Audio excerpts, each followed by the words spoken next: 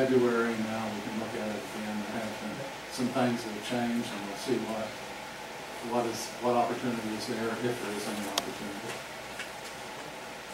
Absolutely, that's certainly something we discussed during the budget process, and we did it obviously much earlier than normally expected. So certainly if there's any other feedback in that regard, but I believe that's certainly something that we have discussed in our budget process, and that was part of the understanding, and certainly hope that there is some opportunity there.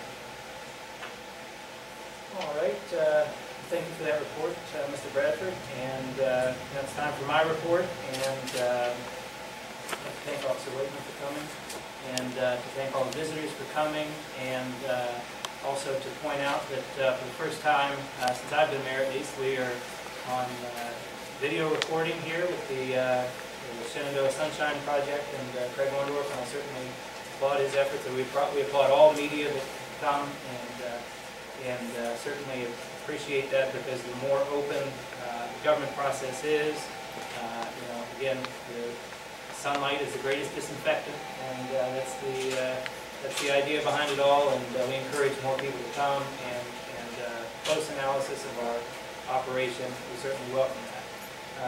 And I would also, of course, like to really thank the council members and members of staff, in particular our finance director, Mandy Bellier, for all the hard work that went into this budget that we just passed.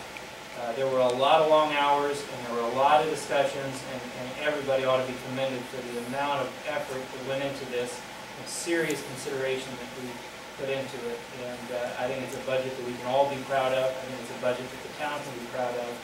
And I certainly appreciate all the hard work and effort that everybody put into that process.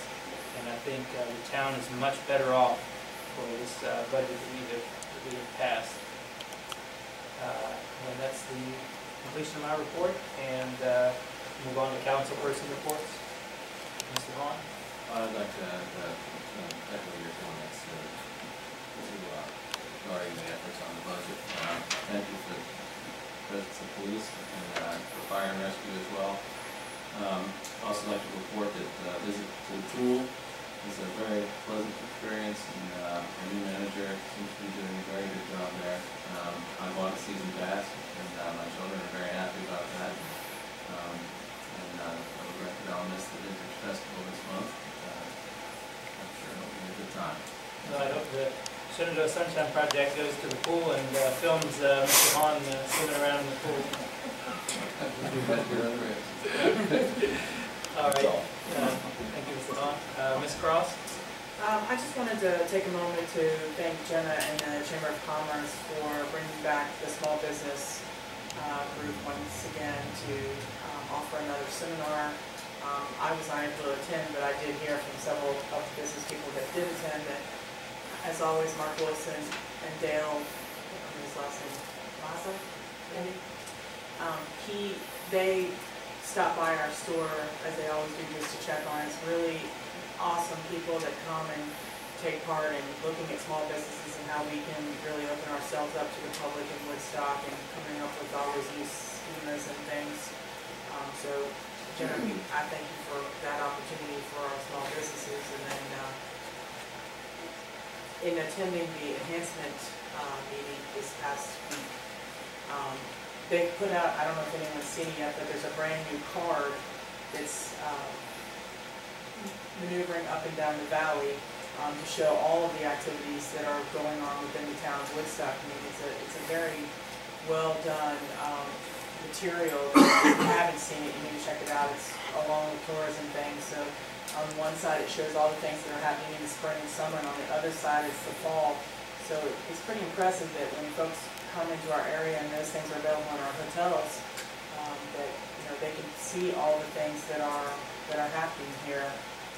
And also the last thing, the opening of the Bill Vaughn Van on Main Street. If you weren't there, you missed a good show, and check it out, because it's a good opportunity to see all the folks that are coming into town. So thanks for those groups that make all those things happen. All right.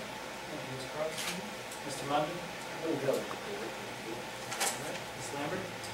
I'd just like to say, as Mr. Heishman mentioned in his lovely prayer, again, family of Steve Richmond, I'd just like to express my sympathy and just to note that, you know, our employees are special and they're like family. And so when you lose one, it really hurts and it's a significant loss.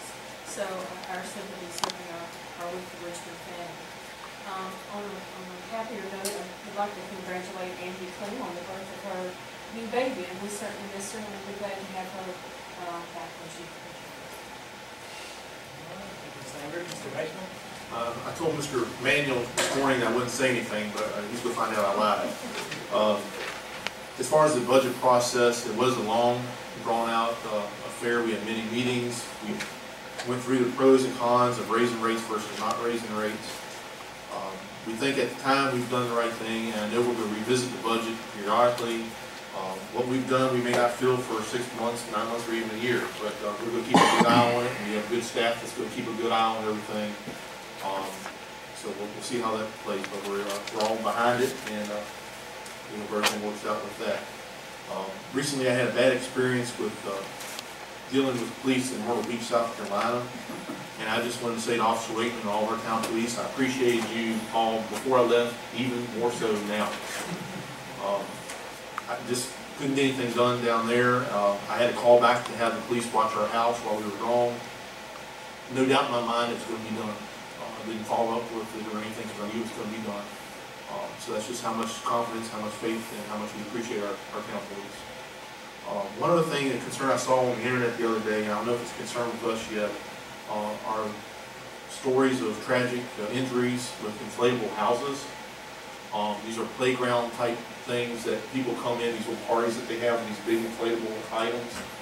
People aren't securing them, and the wind will get underneath of them and blow them away and blow them around. And one lady was seriously hurt when the house fell on top of her. So I don't know if there's any regulations or anything at all. Not really. I don't think the county comes out and does inspections. That's pretty much how it is everywhere. And we don't have inspectors. So keep that in mind, and they pass word around if you know people are having these kids' parties to make sure they do secure these items. Last thing we want is the kid to be unnecessarily hurt for carelessness. That's all. All right, are there any additional communications? I have none. All right, hearing none, go ahead and declare this meeting adjourned.